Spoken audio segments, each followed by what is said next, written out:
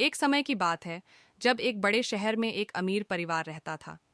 इस परिवार में उनके बेटे विवेक की शादी राधिका नाम की एक बहू से हुई थी। राधिका एक संपन्न परिवार से थी और उसके पास हर सुख सुविधा थी। विवेक के माता पिता सुरेश और कमला एक छोटे से गांव में रहते थे और वे बहुत गरीब थे। उनके पास बहुत कम संसाधन थे और वे अपनी जिंदगी की सभी ज़रूरतें बमुश्किल पूरी कर पाते थे।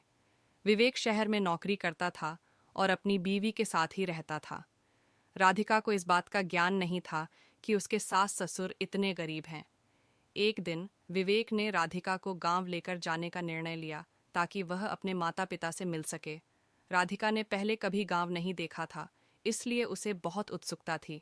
गांव में पहुंचते ही राधिका ने देखा कि सुरेश और कमला बहुत ही साधारण तरीके से जीवन जी रहे हैं। उनके पास बस एक छोटा सा घर था और खेतों में मेहनत करके अपनी आजीविका चलाते थे। राधिका को देखकर सुरेश और कमला बहुत खुश हुए। उन्होंने राधिका का स्वागत बड़े ही प्यार से किया।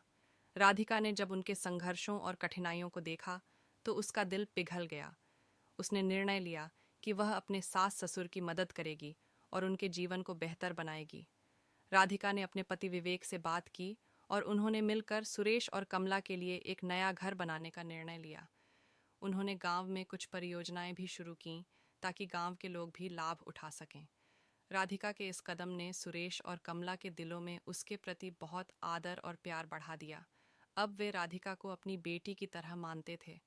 राधिका ने भी उन्हें अपने माता पिता का सम्मान दिया और गांव में उनका सम्मान बढ़ाने में मदद की। कहानी हमें यह सिखाती है कि धन संपत्ति से बढ़कर रिश्तों का महत्व होता है। यदि हम अपने परिवार और समाज के प्रति दया और सहानुभूति रखें तो हम सच्चे अर्थों में अमीर बन जाते हैं। सेवा और प्यार से ही परिवार और समाज को खुशहाल बनाया जा सकता।